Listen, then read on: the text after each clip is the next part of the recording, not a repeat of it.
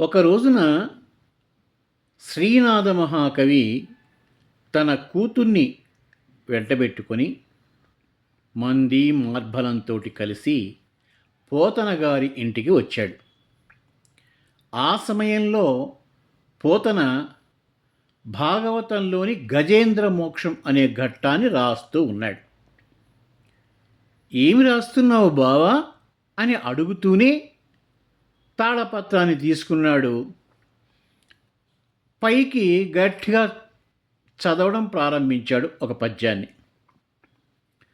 సిరికింజెప్పడు శంఖ చక్రయుగమున్ చేదోయి సంధింపడు ఏ పరివారంబును చేరడు అభ్రగపతిం వన్నింపడు ఆ కర్ణికాంతరధమిల్లము చక్కనొత్తడు వివాద ప్రోద్ధిత శ్రీకచవుపరి చేలాంచలమైన వీడడు గజప్రాణ అవన ఉత్సాహి.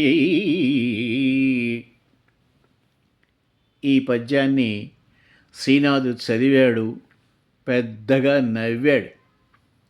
బావా, ఇలా రాశావేమిటివయ్యా అనుకుంటూ ఆయుధాలు పరివారము ఏమీ లేకుండా శ్రీ మహావిష్ణువు అక్కడికి వెళ్ళి గజేంద్రుణ్ణి ఏ విధంగా రక్షించాలని అనుకుంటున్నాడు అని అడిగాడు ఎగతాళిగా.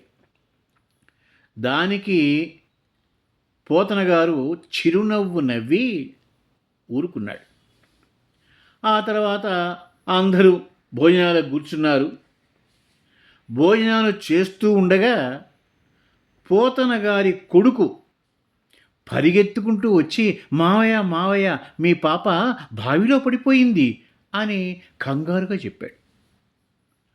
శ్రీనాథుడు వెంటనే అయ్యో అమ్ముడు అంటూ కంచం ముందు నుంచి గబక్కన లేచి ఎంగిలి చెయ్యి కూడా కడుక్కోకుండా పెరట్లోకి పరిగెత్తుకెళ్ళి ఆ బావిలోకి తొంగి చూసి సుశీల సుశీల అని గట్టిగా పిలిచాడు.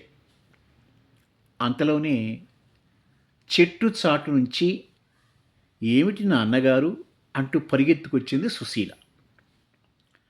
ఇదేమి సరసం బావా, ఇది నీ పనే కదా అని చిరుకోపంతో అడిగాడు శ్రీనాథుడు.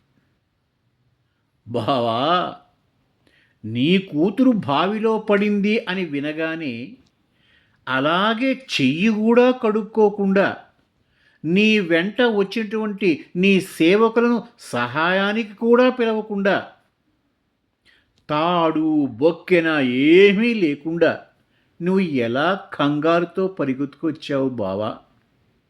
నీ పిల్లని ఏ విధంగా కాపాడుదామనుకున్నావు? నీ బిడ్డ పట్ల నీకు ఎంత ఆతృత అయితే ఉందో, భక్తులు ఆపదలో ఉంటే భగవంతుడు కూడా అంతే సుమ. ఆయన దేవుడు కాబట్టి శ్రీ మహావిష్ణువు వెంట శంఖము చక్రము గద పరివారం అందరూ వచ్చారు. ఆ చక్రంతో మొసలి తలను ఖండించి గజేంద్రుణ్ణి రక్షించాడు.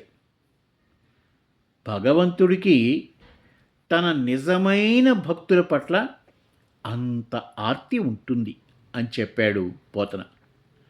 నన్ను క్షమించు బావా అని మనస్ఫూర్తిగా క్షమాపణ అడిగాడు శ్రీనాథుడు పోతనామాచ్యుల వారిని.